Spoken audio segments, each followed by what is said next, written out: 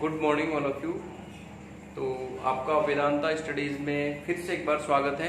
और इससे पहले हम जो है हमारा चैप्टर जो हमारी जो पाठ्य पुस्तक क्षितिज जो है उसका चैप्टर नंबर 13 मानवीय करुणा की दिव्य चमक, उनके जो लेखक हैं सुरेश्वर दयाल सक्सेना,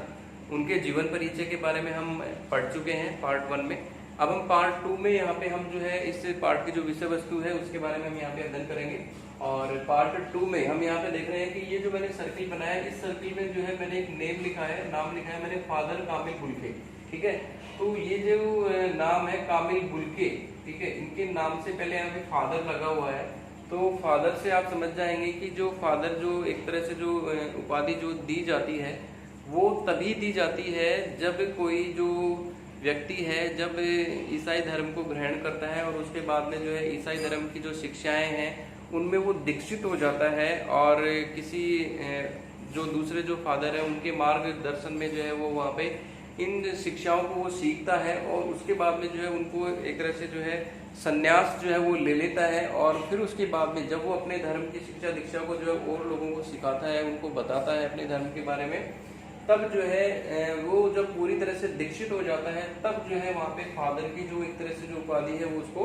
दी जाती है। तो ये जो फादर की उपाधि है ये काफी समय के बाद में कामिल बुल्के के नाम के साथ में जो है जुड़ी। ठीक है, तो यहाँ पे हम बात करते हैं कामिल बुल्के के बारे में, यानी सबसे पहले हम फादर जो नाम है इसको हम भूल जाते हैं थोड़ी देर के लिए और कामिल बुल्के के बारे में हम जो है यहाँ पे जानते हैं कि जो ये जो कामिल बुल्के हैं ये लेखक सुरेश्वर दयाल जो सक्सेना है ये इनके मित्र थे। ठीक है, और कामिल बुल्के के जो है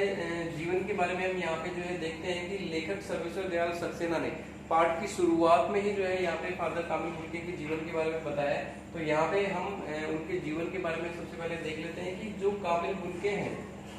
इनका जो जन्म है वो भारत में नहीं हुआ था, इनका जन्म हुआ था बेल्जियम के रेमशेपल शहर में, यानी यूरोप में जो है जो बेल्जियम का जो रेमशेपल शहर है यहाँ पे इनका जन्म हुआ था। और जन्म के बाद में जो है ये अपने माता पिता के साथ में अपने परिवार के साथ में वहाँ पे रह रहे थे और अपनी जो शिक्षा दीक्षा है वो वहाँ पे प्राप्त कर रहे थे, अपनी जो एजुकेशन है उसको वहाँ पे जारी रख रहे थे। तो यहाँ पे जो है हम उनके परिवार के बारे में भी जान लेते हैं कि उनके परिवार के बारे में कौन कौन थे। तो देखिए परिवार में जो है इनके माता पिता, 2 भाई और 1 बहन, ये जो है इनका परिवार था। तो अब इनमें जो है माता पिता के बारे में बात करें तो जो पिता जो है वो उनके व्यवसायी थे, यानी कि बिजनेसमैन थे, वहाँ पे कोई बिजनेस कर रहे थे। और माँ जो है उनकी गृहिणी थी। और जो इनके जो 2 भाई थे उन 2 भाइयों में से जो 1 भाई है वो वहीं पे ही पादरी बन गया था, यानी चर्च में जो है वहाँ पे पादरी बन गया था। और उसके बाद जो दूसरा जो भाई है वो जो है वहाँ पे उनका विवाह हो गया और वो अपनी फैमिली के साथ में जो है खुशहाल जिंदगी अपनी जी रहे थे।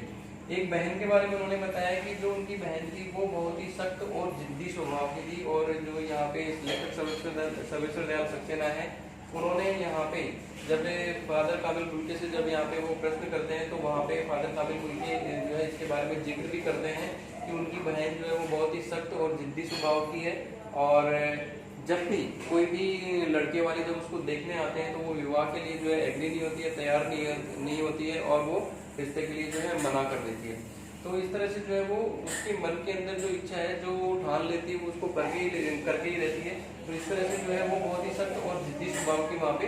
यहाँ पे उनको बताया गया। तो इस तरह से उनके परिवार के बारे में हमने देखा कि माता पिता, 2 भाई और 1 बहन, यानी कि 2 भाई और माता पिता और 1 बहन, तो ये जो 5 सदस्य और खुद जो कामिल बुल्के हैं ये खुद तो टोटल जो है 6 सदस्य इनके परिवार में है। और इनके बारे में हमने बता ही दिया कि जो पिता है जो व्यवसायी थे, माँ जो है गृहिणी थी, 1 भाई जो है पादरी बन गया वहाँ पर चर्च में, दूसरा जो भाई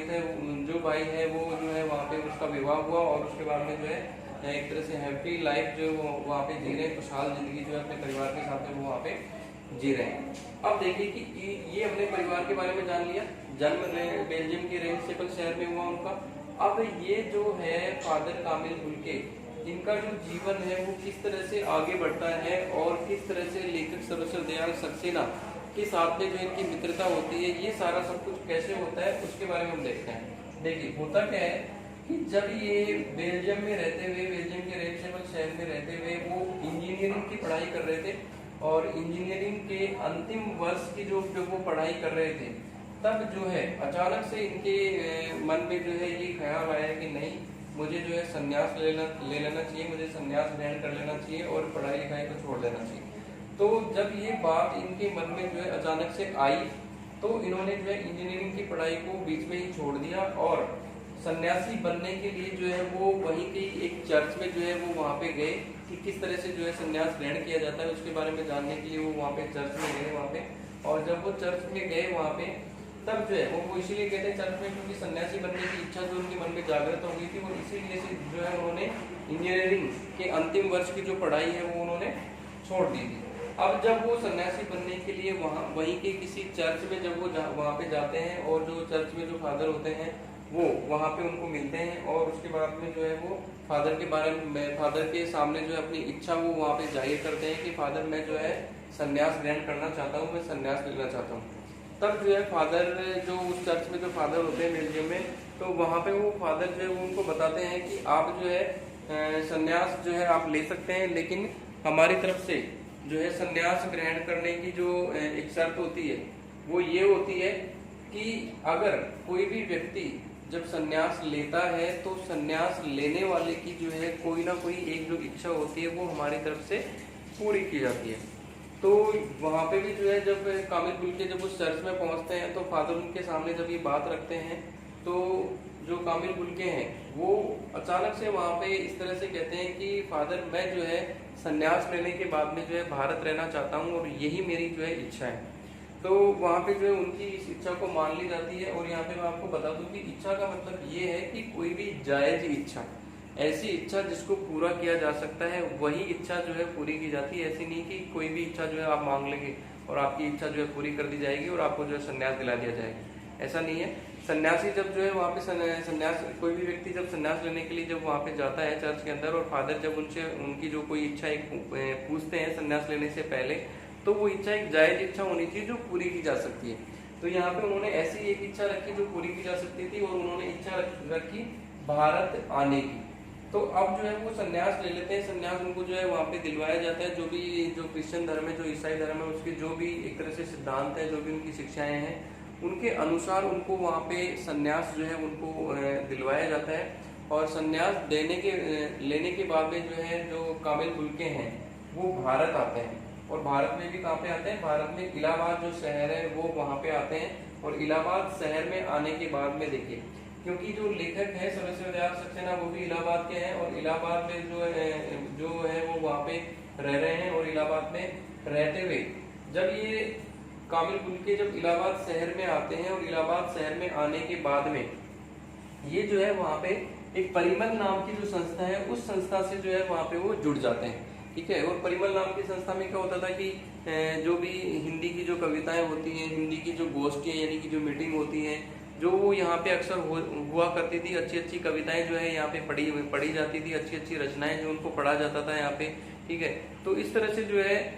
परिमल संस्था से वो जुड़े रहे कामिल बुल्के। और यहाँ आकर के परिमल संस्था से जुड़ने के बाद में जो है हिंदी के प्रति उनके मन में जो है एक उत्साह जागृत हुआ, एक रुचि जो है उनके मन के अंदर जागृत हुई। और उसके बाद में हिंदी में जो है इन्होंने अपनी शिक्षा को जारी किया, यहाँ पे वापस से जो है अपनी शिक्षा को जो है हिंदी में इन्होंने शुरू किया। तो अब फादर कामिल बुल्के का जो लेखक से जो परिचय वो किस तरह से होता है देखिए। तो लेखक से फादर कामिल बुल्के का परिचय वह कुछ प्रश्न, यहाँ पे ये जो 7th पॉइंट है ये मैंने यहाँ पे लिया है। तो कामिल बुल्के से जो है उनका जो परिचय है लेखक का वो किस तरह से होता है देखिए, मैं बताता हूँ कि फादर कामिल बुल्के जो है जब इलाहाबाद शहर में आए तो जो लेखक है सर्वेश्वर दयाल सक्सेना वो भी मॉर्निंग में यानी सुबह सुबह जो घूमने के लिए टहलने के लिए जाया करते थे। और जो कामिल बुल्के हैं वो भी सुबह सुबह टहलने के लिए जाया करते थे। तो एक बार होता क्या है कि वो जब साइकिल से यानी कि जो कामिल बुल्के हैं वो कभी कभार जो है अपनी साइकिल ले जाया करते थे वहाँ पे। तो एक दिन जब वो साइकिल से जब वहाँ पे वो टहल रहे थे यानी साइकिल जब वो चला रहे थे, साइकिलिंग जब वो कर रहे थे वहाँ पे मॉर्निंग में, तब ये जो लेखक है सर्वेश्वर दयाल सक्सेना इन्होंने जो है कामिल बुल्के को देखा। और देखते ही जो है उन्होंने ये एक तरह से अनुमान लगाया कि ये जो व्यक्ति है ये यहाँ का तो नहीं है और ये जो है कहीं विदेश का जो है ये व्यक्ति है और ये यहाँ पे जो है घूम रहा है, कौन है ये व्यक्ति। तो लेखक सर्वेश्वर दयाल सक्सेना के मन में जो है एक तरह से एक इच्छा जागृत हुई कि वो उनसे जाकर के मिलें और उनसे पूछें कि कौन है, उनका परिचय लें, उनसे जो है इंट्रोडक्शन लें और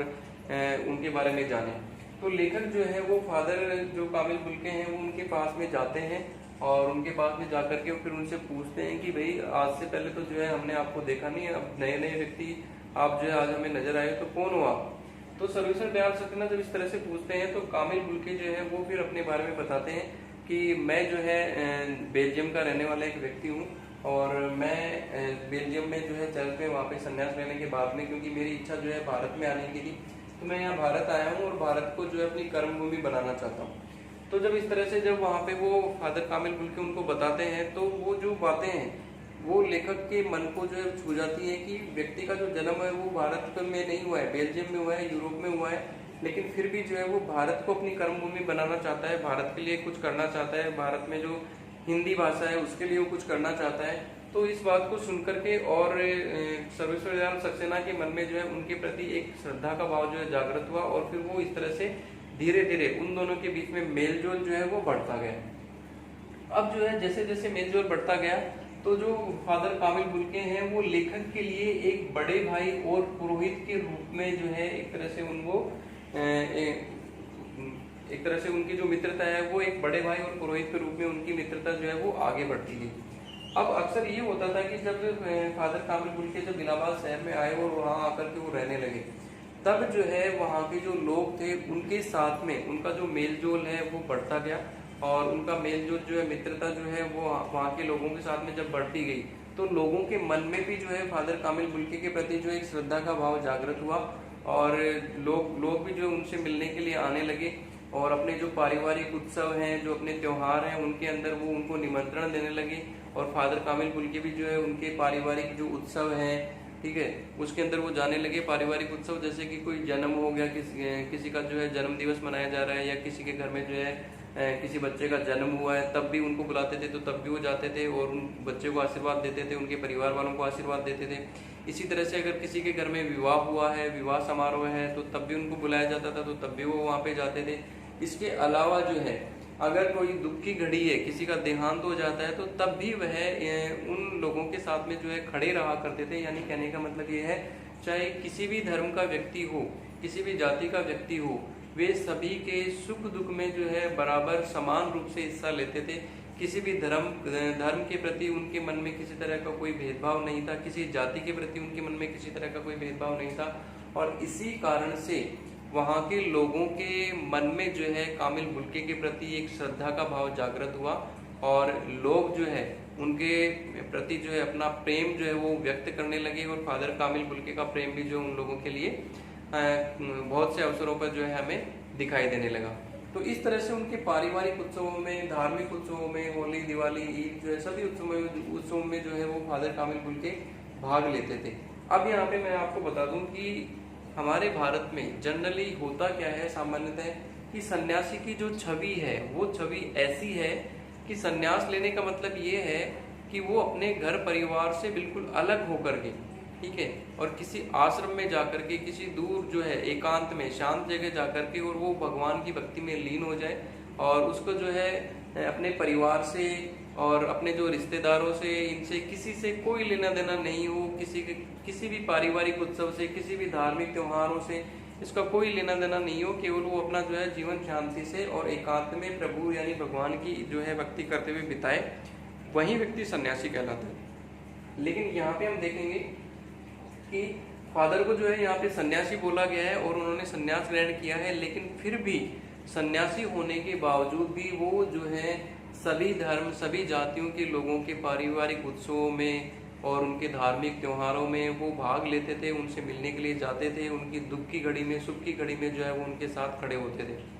तो इस तरह से फादर कामिल बुल्के की जो छवि है, जो परंपरागत जो सन्यासी व्यक्ति होते हैं उनसे बिल्कुल अलग हटके यहाँ पे जो है प्रकट हुई है। तो यहाँ पे ये प्रश्न जो है एक सीबीएसई जो बोर्ड एग्जाम है उसकी दृष्टि से एक महत्वपूर्ण प्रश्न बनता है कि हम कैसे कह सकते हैं कि फादर कामिल बुल्के की जो छवि है वो परंपरागत सन्यासी की छवि से बिल्कुल अलग थी।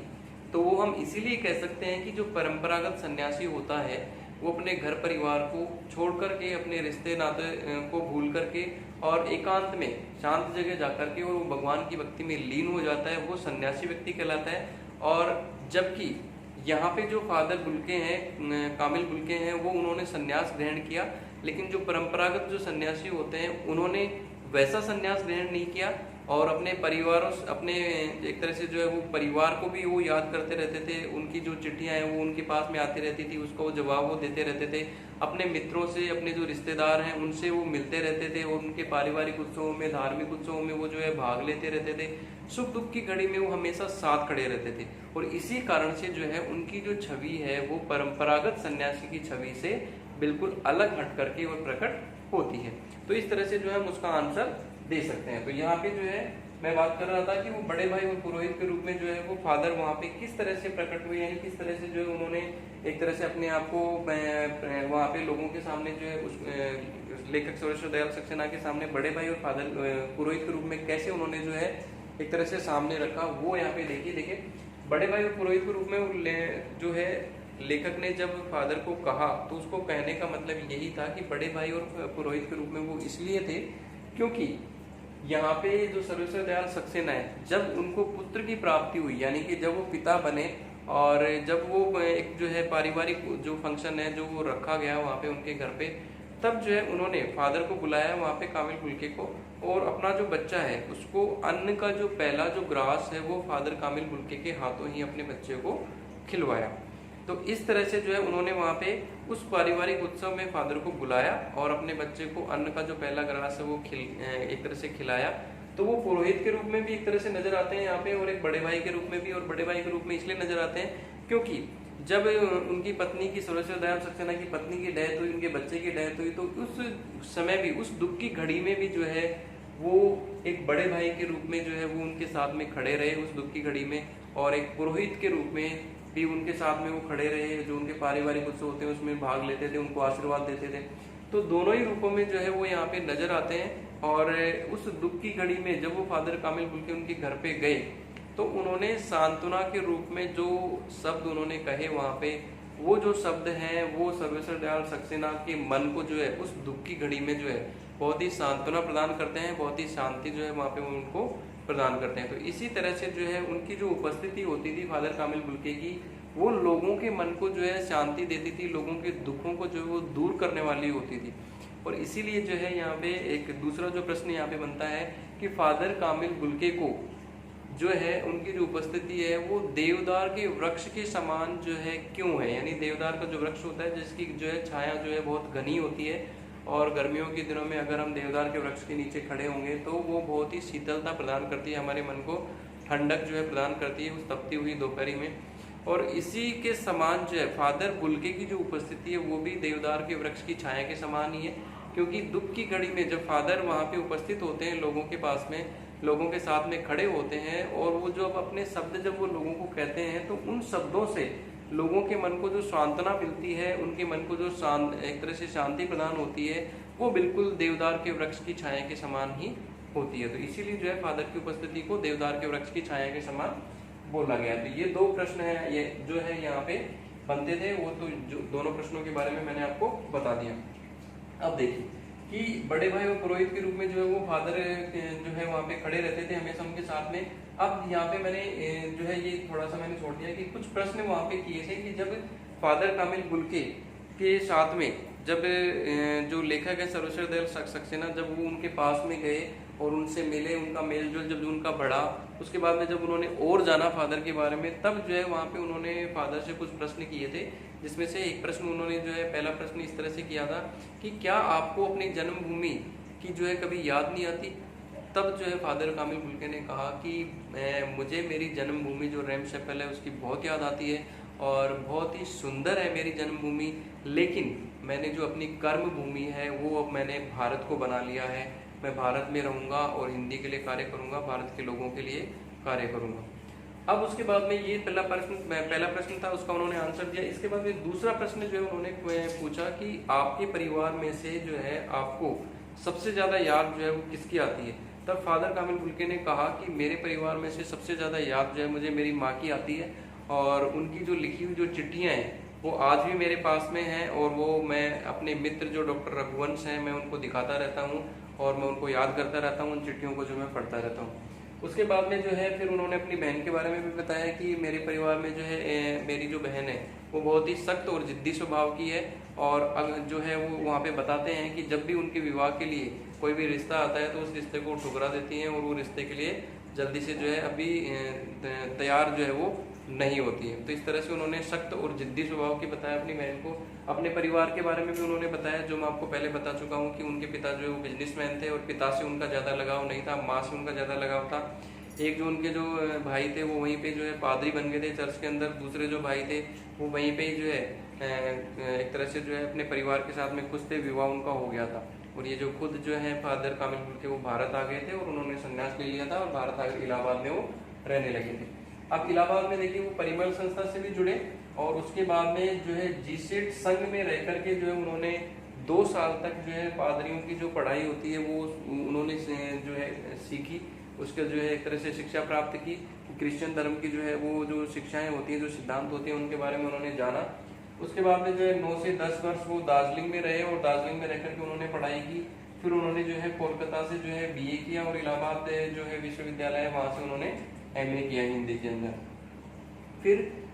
अब क्योंकि जो है हिंदी के में जो है उन्होंने अपनी पढ़ाई की, BA और MA जो है उन्होंने हिंदी विषय के साथ में किया, तो हिंदी के प्रति एक तरह से विशेष रुचि उनके मन में जागृत हो गई थी। और हिंदी को जो है उन्होंने एक तरह से भारत की जो है राष्ट्रभाषा बनाने के लिए जो है उन्होंने बहुत जो है प्रयास किया, और बहुत जो है उन्होंने एक तरह से बहुत सी जो गोष्ठियाँ होती थी, बहुत सी मीटिंग्स होती थी, बहुत जब भाषण दिए जाते थे तब वो हमेशा हिंदी के प्रति अपना जो पक्ष है वो रखते थे। और ऐसे लोग जो हिंदी भाषा का उस वक्त विरोध कर रहे थे, उन लोगों के प्रति जो है वो अपना गुस्सा, अपनी झुंझलाहट जो है वो प्रकट करते थे वहाँ पे। तो यहाँ पे लेखक ने बताया भी है कि अक्सर उनको कई गोष्ठियों में, मीटिंग में जो है अपना गुस्सा प्रकट करते हुए देखा गया है, ऐसे लोगों के प्रति जो हिंदी भाषा का विरोध कर रहे थे उस वक्त। अब बात आती है कि सन 1950 में उन्होंने प्रयाग विश्वविद्यालय में रहते हुए और हिंदी विभाग के अंडर में रहते हुए जो है उन्होंने राम कथा उत्पत्ति और विकास जो है उन्होंने एक शोध ग्रंथ लिखा, यानी कि एक तरह से उन्होंने यहाँ पे PhD उन्होंने यहाँ पे की प्रयाग विश्वविद्यालय से। और उनका जो विषय था PhD का वो था राम कथा उत्पत्ति और विकास, ठीक है, यानी कि जो राम कथा जो हमारी जो रामायण है उसके बारे में उन्होंने जो है यहाँ पे अध्ययन किया, और जो राम कथा की जो उत्पत्ति है और उसका जो विकास है वो किस तरह से आगे बढ़ती है उसके बारे में उन्होंने यहाँ पे जो है शोध ग्रंथ यहाँ पे लिखा, PhD उसके अंदर प्राप्त की। तो ये जो बातें हैं, ये जो सारी बातें हैं, ये हमारी आ गई हैं यहाँ पे पार्ट 2 में। पार्ट 3 में जो है हम इससे थोड़ा सा आगे बढ़ते हुए जो है हम यहाँ पे पढ़ेंगे कि किस तरह से फिर उन्होंने जो है हिंदी को मातृभाषा बनाने के लिए कार्य किया, ठीक है, कौन कौन सी रचनाएं जो है उन्होंने और लिखी, क्या क्या उन्होंने जो है यहाँ पे रहते हुए और किया, और फिर किस तरह से जो है यहाँ पे फादर कामिल मिल्की की जो है डेथ होती है, किस तरह से भारत में अपना वो जीवन जीते हुए, भारत के लिए अपने कार्य करते हुए, भारत को अपनी कर्म भूमि बनाते हुए किस तरह से अपना वो जीवन यहाँ पे बिताते हैं, वो सारी बात करेंगे हम यहाँ पे पार्ट 3 में। तो पार्ट 2 में यहाँ तक के जो हमने पढ़ा है इसके जो प्रश्न हैं वो आपको मैं PDF में जो है वो आपको सेंड कर दूंगा। तो उन प्रश्नों को आप अपनी नोटबुक में करेंगे, और जो शब्दार्थ है उनको भी आप ध्यान रखेंगे, उनको ध्यान रखते हुए और अपनी बुक से भी जो है आप इस चैप्टर को पढ़ करके और एक रिवीजन जो आप ले सकते हैं। और जो मैंने यहाँ पे जो है इस तरह से सर्किल बना करके और ये जो पॉइंट्स लिखे हैं इनको देख करके भी जो है आप इस चैप्टर का रिवीजन आप कर सकते हैं। यहाँ पे जो है आप इसका स्क्रीनशॉट ले सकते हैं, ताकि जो है आप इसका जब रिवीजन करें तब जो है इन पॉइंट्स को देखते हुए एक जो भूमिका बनती है, एक जो विषय वस्तु बनती है इस पार्ट की, उसको जो है यहाँ पे आप अपने मन के अंदर बनाएं और इसका रिवीजन करें, ताकि अच्छे से अगर कोई भी प्रश्न अगर इस चैप्टर में से आता है, बीच में से भी आता है, तो अच्छे से, बहुत ही अच्छे से आप उसका आंसर दे सकें। धन्यवाद।